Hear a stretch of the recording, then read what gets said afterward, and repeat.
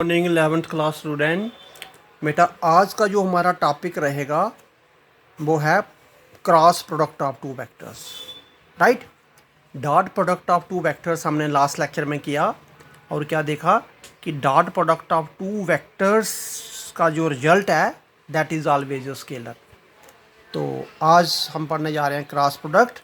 तो थोड़ा सा हमने आइडिया लास्ट लेक्चर में लिया कि क्रॉस प्रोडक्ट का जो रिजल्ट आएगा वो एक वेक्टर क्वांटिटी है, इसलिए क्रॉस प्रोडक्ट की जगह पे हम इसे वेक्टर प्रोडक्ट भी अगर बोले तो वो भी ठीक रहेगा। है क्या वेक्टर प्रोडक्ट? मानकर चलो कि हमारे पास एक वेक्टर ए और दूसरा वेक्टर बी है। हम इन दोनों वेक्टर की क्रॉस प्रोडक्ट लेनी है या वेक्टर प्रोडक्ट लेनी है। तो क्रॉस प्रोडक्ट में हम क्या करेंगे, दोनों वेक्टर के बीच में क्रॉस डाल देंगे। पहला वेक्टर जो भी है उसका सिर्फ मैग्नीट्यूड लेंगे, फिर दूसरा वेक्टर जो है उसका भी मैग्नीट्यूड लेंगे और साइन ऑफ जितना उन दोनों के बीच में एंगल है वो लेंगे। और जैसे मैंने बोला कि ये एक वेक्टर क्वांटिटी बनती है, इसलिए उसकी कोई डायरेक्शन भी होगी, इसलिए यूनिट वेक्टर भी साथ में लिखेंगे, है ना। मानकर चलिए कि ऐसे मैंने लिखा कि ये ए वेक्टर है और ये बी वेक्टर है और दोनों के बीच में थीटा एंगल है। उस केस में ए और बी का जो क्रॉस प्रोडक्ट आएगी वो बिल्कुल ए बी की जो प्लेन है उसके परपेंडिकुलर रहेगी। इसे मैंने लिख दिया ए क्रॉस बी और ये लिख दिया मैंने यूनिट वेक्टर।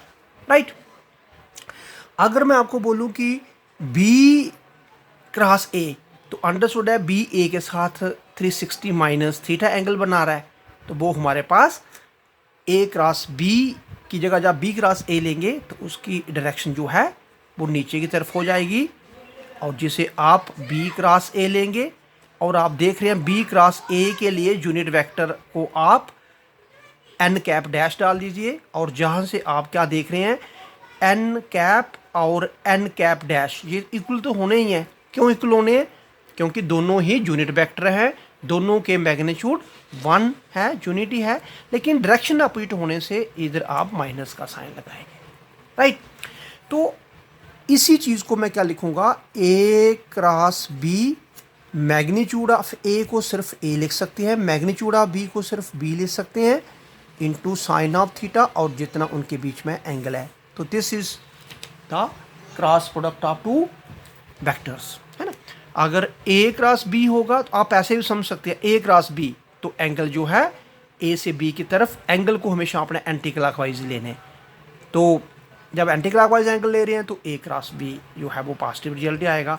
लेकिन जब मैं बी क्रॉस ए ले रहा हूँ, है ना, तो आप ऐसे भी समझ सकते हैं कि बी से आप नीचे की तरफ क्लॉकवाइज एंगल बना रहा है ना, तो आप उसे माइनस लिख सकते हैं। अदरवाइज रियल जो हमारे पास है कंसेप्ट वो ये है कि बी ए के साथ कितना एंगल बना रहा है, बी ए के साथ 360 माइनस थीटा एंगल बना रहा है। ए बी के साथ कितना बना रहा है, ए बी के साथ थीटा बना रहा है ना, वो कॉन्सेप्ट आपने पढ़ा हुआ है।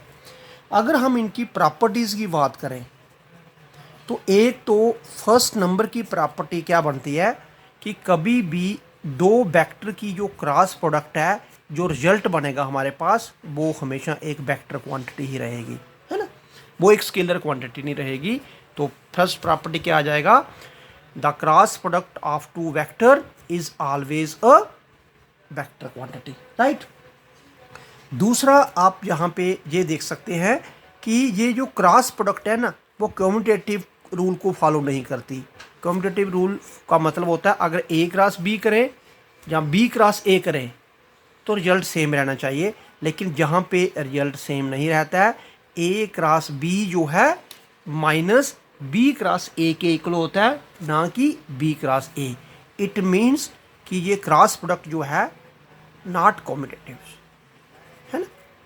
जैसे डॉट प्रोडक्ट कम्यूटेटिव थी, एडिशन कम्यूटेटिव थी, लेकिन क्रॉस प्रोडक्ट कम्यूटेटिव नहीं रहेगी। ए क्रॉस बी का रिजल्ट जो है ना, अगर हम इसे ये बोले कि डायरेक्शन को हटा दें, सिर्फ मैग्नीट्यूड लें, तो ए क्रॉस बी का जो मैग्नीट्यूड है और जो बी क्रॉस ए का मैग्नीट्यूड है वो इक्वल आएगा। लेकिन जब हम मैग्नीट्यूड की बात नहीं कर रहे हैं, डायरेक्शन की बात भी कर रहे हैं, तो डायरेक्शन हमेशा ए क्रॉस बी की और बी क्रॉस ए की अपोजिट डायरेक्शन आएगी, है ना। तो वो चीज़ आप ये लेके चलें।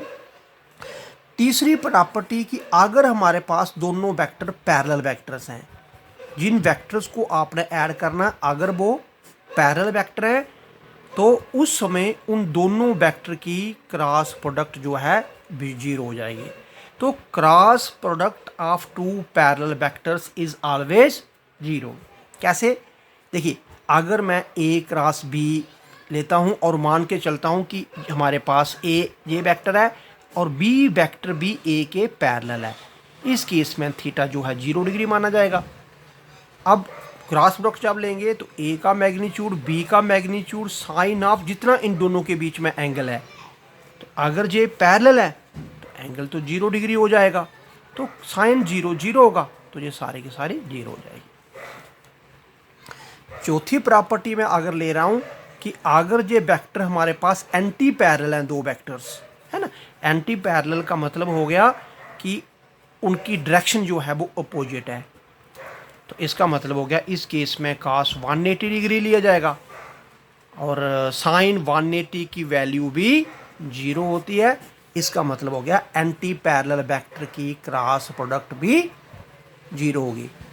और आप अगर डॉट प्रोडक्ट की प्रॉपर्टीज़ देखें और क्रॉस प्रोडक्ट की प्रॉपर्टीज़ देखें तो आप समझ जाएंगे कि एक दूसरे के कम्प्लीमेंट्री हैं। जहाँ पैरेलल वेक्टर की प्रोडक्ट डॉट में 0 नहीं हो रही थी और क्रॉस में वो 0 हो रही है, एंटी पैरेलल में डॉट में वो 0 नहीं हो रही थी, क्रॉस में 0 हो रही है ना।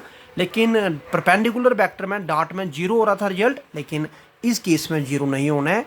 मान के चलिए कि जिन वेक्टर की हम बात कर रहे हैं अगर वो परपेंडिकुलर वेक्टर्स है ना, जैसे ये है, ये ए वेक्टर और ये बी वेक्टर और इनके बीच में 90 डिग्री, तो आप यू नो कि साइन 90 की वैल्यू तो 1 होती है। इसका मतलब हो गया ये परपेंडिकुलर वेक्टर की जब क्रॉस प्रोडक्ट लेंगे तो वो 0 नहीं निकलनी चाहिए। ए का मैग्नीट्यूड, बी का मैग्नीट्यूड, जितना दोनों के बीच में एंगल साइन 90 है इस समय और ये डायरेक्शन साइन 91 होगा।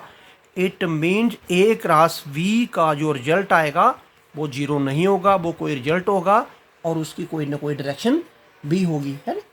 उसके बाद अगर मैं यूनिट वेक्टर की अगर बात करूं, यूनिट वेक्टर्स की, तो यूनिट वेक्टर जनरली हम आई, जे और के 3 ही लेते हैं, है ना। अलॉन्ग एक्स एक्सिस आप यूनिट वेक्टर आई लेते हैं,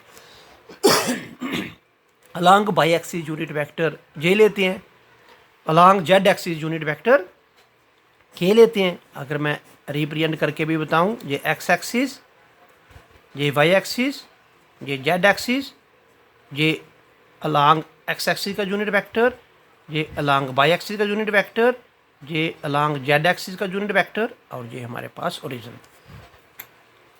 अब अगर मैं सेम यूनिट वेक्टर की क्रॉस प्रोडक्ट लेता हूँ, है ना, सेम यूनिट वेक्टर्स की क्रॉस प्रोडक्ट लेता हूँ तो वो हमारे पास डॉट प्रोडक्ट के केस में वो 0 नहीं हुई थी और आप देखेंगे क्रॉस प्रोडक्ट के केस में वो 0 होनी है। मान के चलिए यूनिट वेक्टर आई की प्रोडक्ट में यूनिट वेक्टर आई के साथ ही लेता हूँ, है ना, तो क्या रहेगी, पहले वेक्टर का मैग्नीट्यूड, तो ये यूनिट वेक्टर है तो मैग्नीट्यूड इसका 1 रहेगा, दूसरे वाला भी यूनिट वेक्टर है तो मैग्नीट्यूड 1 रहेगा। और आप देख रहे हैं आई यूनिट वेक्टर का एंगल आई के साथ ही, है ना, तो एंगल इस समय सेम वेक्टर के बीच में 0 एंगल, तो ये उसकी डायरेक्शन। लेकिन ये 0 होने से क्या हो जाएगा, सारे का सारा 0 हो जाएगा। इसलिए चाहे आप जे की क्रॉस प्रोडक्ट जे से लें या के की क्रॉस प्रोडक्ट के से लें, वो 0 ही रहेंगे। लेकिन डॉट प्रोडक्ट के केस में ये ऐसा नहीं था, डॉट प्रोडक्ट के केस में ये रिजल्ट 0 नहीं था। लेकिन अगर मैं डिफरेंट यूनिट वेक्टर्स लेता हूँ, है ना, डिफरेंट यूनिट वेक्टर का मतलब हो गया एक यूनिट वेक्टर अगर अलॉन्ग एक्स एक्सिस वाला लेता हूँ, दूसरा वाई एक्सिस वाला लेता हूँ, मतलब एक आई लेता हूँ दूसरा जे लेता हूँ, या एक जे लेता हूँ दूसरा के लेता हूँ, या के लेता हूँ दूसरा आई लेता हूँ, है ना। तो डॉट प्रोडक्ट में डिफरेंट यूनिट वेक्टर्स की प्रोडक्ट क्या थी, तो डॉट प्रोडक्ट में डिफरेंट यूनिट वेक्टर की प्रोडक्ट 0 थी। तो इसका मतलब हो गया क्रॉस प्रोडक्ट में डिफरेंट यूनिट वेक्टर की प्रोडक्ट 0 नहीं होनी चाहिए। तो लेट्स चेक, अगर मैं 2 यूनिट वेक्टर ले लेता हूँ आई और जे, आई का मैग्नीट्यूड 1, है ना, मैं आई का मैग्नीट्यूड 1 क्यों लिख रहा हूँ, क्योंकि यूनिट वेक्टर है तो यूनिट वेक्टर का ही मैग्नीट्यूड वही है, 1 है, तभी तो यूनिट वेक्टर बोला उसको, है ना। तो जे भी एक यूनिट वेक्टर है जिसका मैग्नीट्यूड भी 1। अब इनके बीच में जो एंगल है वो हम एंगल लिखने जा रहे हैं, और इनके बीच का एंगल कितना है, अंडरस्टूड है, आई और जे में देख रहे हैं आप, एंगल 90 डिग्री है। तो इट मीन्स 1 1 और जे भी 1, जे सिर्फ बचेगा यूनिट वेक्टर।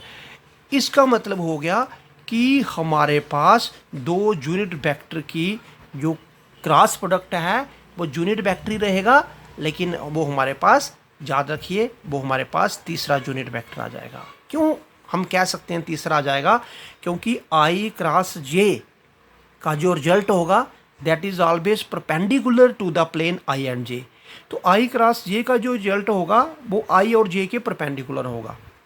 तो आप देख रहे हैं आई अलॉन्ग एक्स एक्सिस पे है, जे अलॉन्ग वाई एक्सिस पे है, और जो जेड होगी वो इन दोनों के परपेंडिकुलर होगी। इसका मतलब हो गया आई क्रॉस जे का जो रिजल्ट है वो के होना चाहिए, और के आई और जे दोनों के परपेंडिकुलर ही रहता है। सिमिलरली अगर मैं बात करूं कि जे क्रॉस के, तो जे क्रॉस के का रिजल्ट जो है तीसरा यूनिट वेक्टर है ना। बाकी आप एक चीज़ यहाँ पे नोट रखें कि आपने ऐसे लिख लेना आई जे के, इसमें कभी भी दो वेक्टर जो आपने लेने हैं लेकिन साथ साथ वाले लेने हैं, वो भी फॉरवर्ड जर्नी में आप उसे छोड़कर जाएंगे तो माइनस का साइन आ जाएगा। मान के चलो कि मैं अगर एक आई लेता हूँ और एक के ले लेता हूँ, है ना, आई और के, मैंने क्या छोड़ दिया, जे, तो रिजल्ट हमारा जरूर जे बनेगा लेकिन वो माइनस जे बनेगा, ठीक है। लेकिन अगर मैं आई और जे लेता हूँ, है ना, लेकिन मैंने कोई गैप नहीं डाला, तो रिजल्ट जो है वो के ही बन जाएगा, ठीक है, समझ में आया। लेकिन अगर मैं जे और आई ले लेता हूँ तो देखिए जे के बाद तो के आना चाहिए, लेकिन मैंने के को छोड़कर फिर आई लिया, तो जे रिजल्ट जो है हमारे पास माइनस के। तो एक सिंपल सा फार्मूला हमारे पास है कि अगर हम क्या करें, आप इस तरीके से लिख लें, ये लिख लें आई, यहाँ पर लिखें जे और यहाँ पर लिखें के, है ना। आपको एंगल हमेशा एंटी क्लॉकवाइज लिए जाते हैं, देखिए ऐसे एंगल को हमेशा एंटी क्लॉकवाइज लिया जाता है। तो अगर आप एंटी क्लॉकवाइज चल रहे हैं,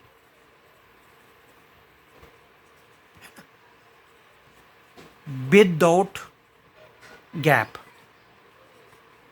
गैप का मतलब यहाँ हो गया कि आई से, अगर मैं आई से के पर आता हूँ तो आप तो ये कह सकते हैं कि मैं एंटी क्लॉकवाइज ही आया, लेकिन आप जे को स्किप करके आए, उस केस में हमारे पास यूनिट वेक्टर जो है थर्ड वाला रहेगा, वो भी पॉजिटिव।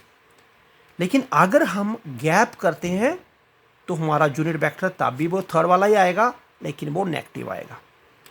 लेकिन अगर किसी तरीके से मैं क्या करता हूँ, क्लॉकवाइज चलता हूँ, देखिए आई की प्रोडक्ट मैं के साथ लेता हूँ, तो आप बोलेंगे आई की जब मैं के साथ ले रहा हूँ तो आपने तो कोई गैप दिया ही नहीं, आई के बाद के आ रहा है, ठीक है, लेकिन आप क्लॉकवाइज चल रहे हैं। तो अगर एंटी क्लॉकवाइज चलेंगे तो हमेशा पॉजिटिव साइन ही आएगा, अगर आप क्लॉकवाइज चलेंगे तो आप उस समय नेगेटिव साइन ले लेना, है ना। ऐसे इस तरीके से बुक पे लिखा होता है, जो भी बुक आप पढ़ेंगे, लेकिन मेरे अकॉर्डिंग मैं इसको सिंपल तरीके से ऐसे बताता हूँ कि आप हमेशा ऐसे लिख लीजिए आई जे के, और फिर अगर मानकर चलेंगे फिर आई जे के इस, लेकिन हमें आगे उनको लेने की ज़रूरत ही नहीं है। आप अगर आई की जे के साथ प्रोडक्ट लेते हैं तो रिजल्ट के आ जाएगा, जे की के साथ लेते हैं तो अंडरस्टूड है के बाद फिर क्या होगा, आई होगा, आपने स्किप तो नहीं किया ना। अगर के की आई के साथ लेते हैं, है ना, तो रिजल्ट जो है वो जे होगा, क्योंकि आप स्किप नहीं कर रहे हैं। लेकिन अगर आप के की जे के साथ लेते हैं, ठीक है, तो आप देख सकते हैं ये एक्स, ये वाई, ये जेड, आई का आप हमेशा ऐसे चलेंगे, एक्स के बाद वाई, वाई के बाद जेड, जेड के बाद फिर एक्स, फिर वाई, फिर जेड, सो ऑन। अगर मैं वाई का यूनिट वेक्टर को जेड के यूनिट वेक्टर के साथ प्रोडक्ट कर देता हूँ, है ना, तो वाई का यूनिट वेक्टर जे, जेड का यूनिट वेक्टर के, तो रिजल्ट हमारे पास एक्स का यूनिट वेक्टर ही आएगा। लेकिन अगर मैं वाई के यूनिट वेक्टर को एक्स के यूनिट, तो वाई का यूनिट वेक्टर जे, एक्स का यूनिट वेक्टर आई, तो मैं वाई का यूनिट वेक्टर को इसके साथ कर रहा हूँ, तो अगर मैं क्लॉकवाइज चलूँगा तो आप देखेंगे आपने इसको स्किप कर दिया, लेकिन अगर मैं एंटी क्लॉकवाइज चलूँगा तो आप देखेंगे आपने इसको स्किप कर दिया। लेकिन अगर क्लॉकवाइज चलेंगे तो आपको लगेगा कि आपने स्किप नहीं किया, लेकिन मैंने बोला क्लॉकवाइज चलने में आपने नेगेटिव साइन लगा देना। लेकिन आप अपने माइंड में एक फिट कर लीजिए कि आपको क्लॉकवाइज चल रहा है या एंटी क्लॉकवाइज, उसी के अकॉर्डिंग रूल आप हमेशा एंटी क्लॉकवाइज चलें। अगर स्किप कर दिया तो माइनस साइन लगा दें। तो देखिए मैंने जे और आई, इट मीन्स जे और आई, मैंने जेड को स्किप किया तो जेड का यूनिट वेक्टर ही आएगा, लेकिन वो माइनस का साइन। तो आई होप कि आप इसे समझ गए होंगे अभी, राइट। तो नेक्स्ट वीडियो में हम इसकी रेक्टेंगुलर कंपोनेंट्स में इसकी प्रोडक्ट करनी है और कुछ और 2-4 इंपॉर्टेंट प्रॉपर्टी करनी है। ठीक है, थैंक यू वेरी मच।